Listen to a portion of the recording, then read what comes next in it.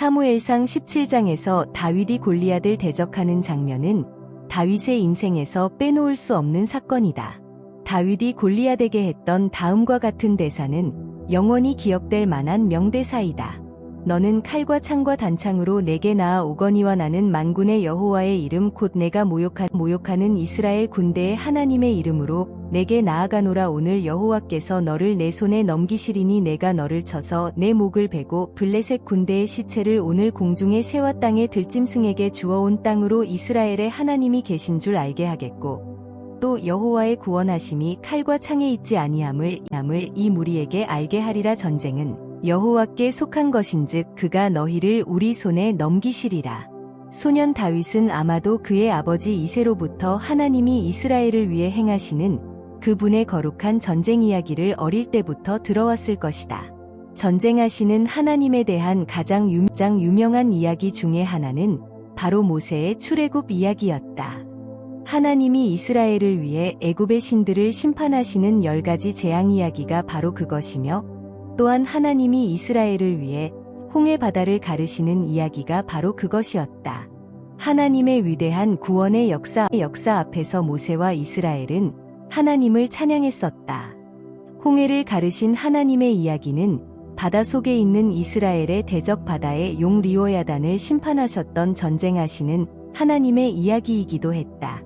그리고 이스라엘 백성이 광야를 지나고 가나안 땅에 완전히 정착하기까지 하나님이 그분의 백성들을 위해 베푸셨던 숱한 기적의 이야기들은 소년 다윗을 포함한 이스라엘의 자녀들이 감동 깊게 들곤 했던 잊을 수 없는 신앙적 교훈들이었다. 어린 다윗은 이야기로만 전쟁하시는 하나님을 만난 것이 아니다. 다윗은 양치기로서의 그의 일상적인 삶을 통해서 늘 자신을 보호하시며 자신을 위해 전쟁하시는 하나님의 임재를 체험하게 된다. 양떼들을 지키면서 숱한 위험들을 경험하는 그 과정 속에서 사자와 곰의 날카로운 이빨과 발톱으로부터 자신을 변함없이 지켜주시는 하나님을 만난 것이다. 이러한 전쟁하시는 하나님에 대한 확고한 믿음과 자신의 삶을 통해 경험한 하나님에 대한 신뢰 때문에 어린 다윗은 겁도 없이 담대하게 거인 골리앗을 대적하게 된 것이다. 당시 소년 다윗은 형들로부터도 무시당한 존재에 불과했다. 그가 비록 하나님으로부터 미래적 왕으로 선택을 받고 선지자 사무엘에게 기름 부으심을 받았지만 그는 여전히 형들로부터 인정받지 못하는 막내둥이에 지나지 않았다. 그의 존재는 미미했으며 아무것도 소유하지 못한 풋내기 소년에 불과했다. 그러나 소년 다윗에게는 그 누구도 따라갈 수 없는 하나님을 향한 뜨거운 열정이 있었다. 그리고 하나님만을 의지하는 맑고 깨끗한 영성으로 가득 차 있었다. 이런 이유 때문에 다윗은 하나님의 영광이 블레셋 군대와 골리앗에 의해 짓밟히는 것을 눈앞에서 목격하고 도무지 참을 수가 없었다. 그의 가슴 속에는 거룩한 분노가 솟구쳐 올랐다. 그는 이스라엘을 위해 싸우시는 거룩한 용사이신 하나님만을 신뢰하고 나아갔으며 물맷돌 5개만으로 거인 골리앗을 쓰러뜨리는 기적을 체험하게 된다. 바로 다윗 속에 있는 하나님만 의지하는 영성의 세계를 엿볼 수 있는 장면이다. 이 다윗의 영성은 메마르고 곤핍한 삶을 살아가는 우리들에게 절대적으로 필요한 영성이다. 하나님만을 사랑하는 것, 그리고 하나님만을 의지하는 믿음의 세계는 하나님의 은혜가 물붓듯이 필요한 우리의 현재적 삶의 기적을 불러일으키는 능력의 세계인 것이다. 다윗은 사울 왕에게 쫓겨 다녔던 광야 시절에도 이러한 영성을 지속하고 있었다. 이 시기야말로 다윗에게는 오직 하나님을 갈망하며 말할 수 없는 고통 가운데 기도와 눈물로 참고 인내했던 가장 힘든 세월이었을 것이다. 다윗은 말 그대로 인생의 밑바닥까지 내려가게 된다. 이 시기에 다윗은 오늘날 시편에 기록되어 있는 많은 감동적인 기도들을 그의 영혼 깊은 곳으로부터 쏟아내게 된다. 다윗이 사울 왕을 피하여 심신이 곤고한 상황에서 굴에 숨어 있을 때 지은 다윗의 시편 57편을 보자. 하나님이여 내게 은혜를 베푸소서 내게 은혜를 베푸소서 내 영혼이 주께로 피하되 주의 날개 그늘 아래에서 이 재앙들이 지나기까지 피하리이다 내가 지존하신 하나님께 부르짖음이여 곧 나를 위하여 모든 것을 이루시는 하나님께로다.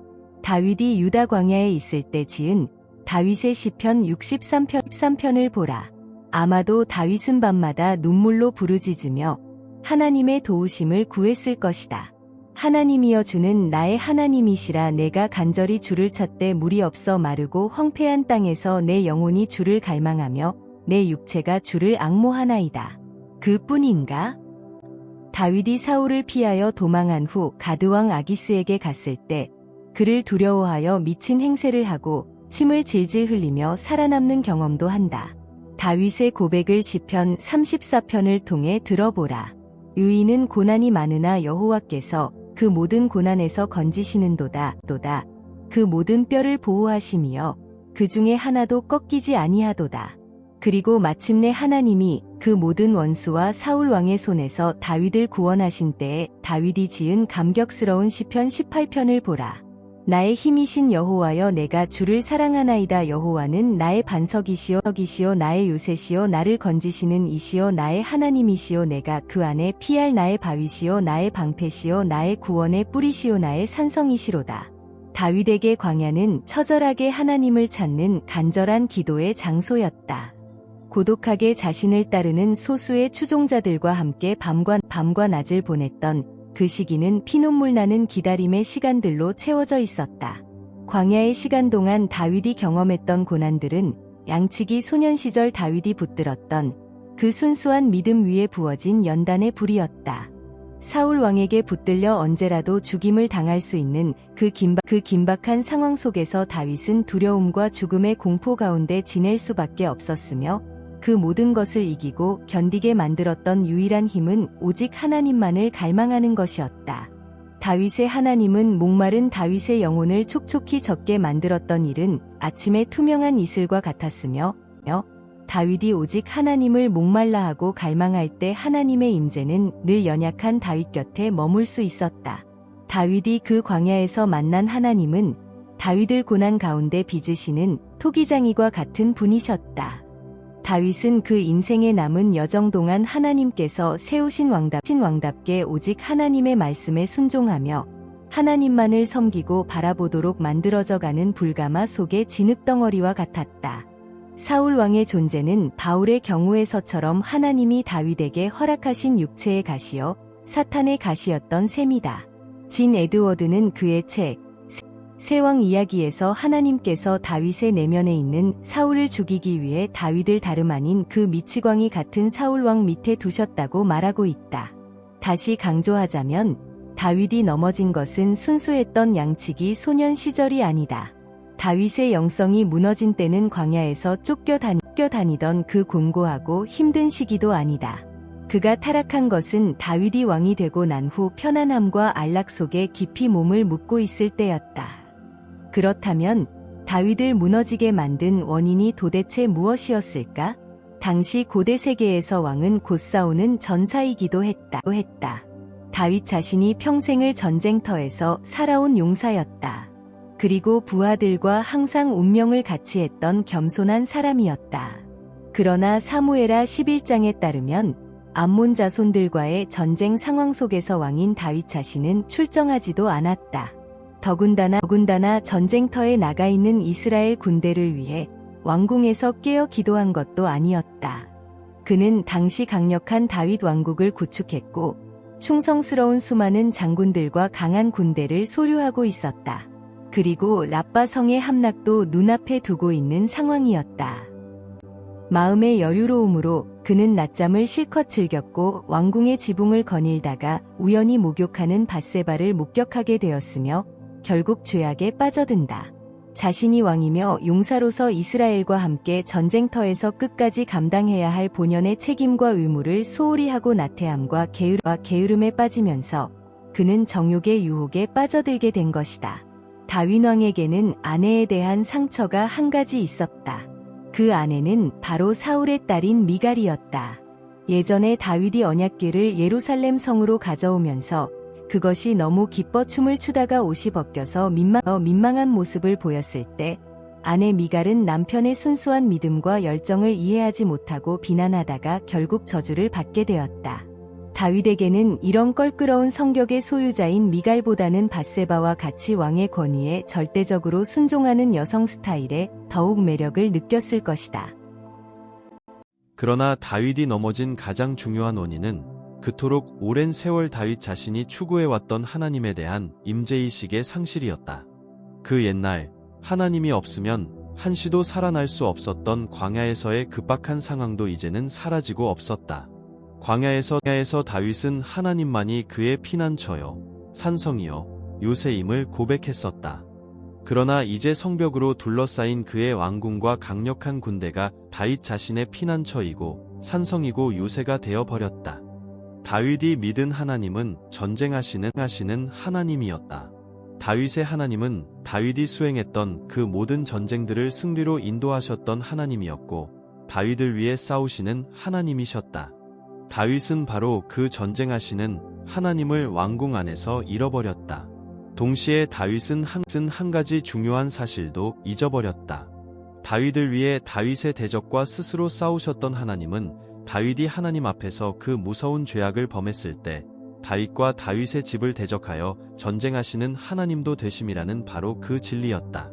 사실 다윗을 무너뜨린 것은 외부의 적이 아니라 바로 내부의 적이었다.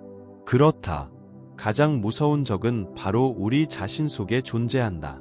그 실체는 우리 자신 속에 있는 강한 자아이고 죄악된 본성이다. 우리의 믿음과 영성은 죄와 유혹의 공격 앞에서 언제든지 침몰될 수 있다. 따라서 우리 자신이 항상 넘어질 수 있는 존재라는 사실을 늘 기억하는 것은 중요하다. 그럴 때 우리는 사단의 공격으로부터 우리 자신의 믿음과 영성을 지켜내야 하는 존재라는 것도 다시 기억하게 될 것이다. 대부분의 경우 우리는 힘들고 연단받는 기간 동안에는 쉽게 범죄하지 않는다. 이때는 남들로부터도 무시당하고 경제적으로도 힘겨운 시절이다. 이러한 고통받는 어려운 시절을 지나고 쓰임받는 귀한 자리에 올라섰을 때 바로 그때에 오히려 수많은 유혹에 직면하여 심하게 흔들리거나 죄악에 걸려 넘어진 분들이 의외로 많다.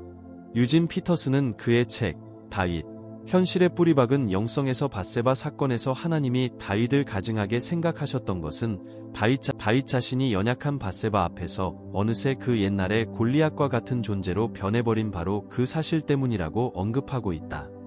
다윗은 그 자신이 또 다른 골리앗이 되어 힘없고 연약한 밧세바와 그 가정을 짓밟고 유린한 것이다.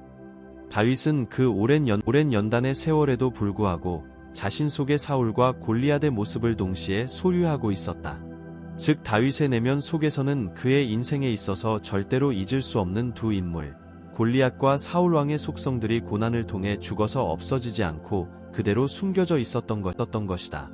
다윗 속에 있었던 골리앗의 모습이 밧세바와의 관계에서 나타났다면 다윗 내부에 있었던 사울의 모습은 도대체 어떤 것인가? 내가 생각하기에는 다윗은 자신의 충성스러운 신하 우리아를 대하면서 자신의 내면에 숨겨져 있던 또 다른 사울의 모습을 그대로 보여주고 있다. 사마 11장에는 다윗의 충성스러운 부하 우리아의 충정과 겸손함이 그대로 나타나고 있다.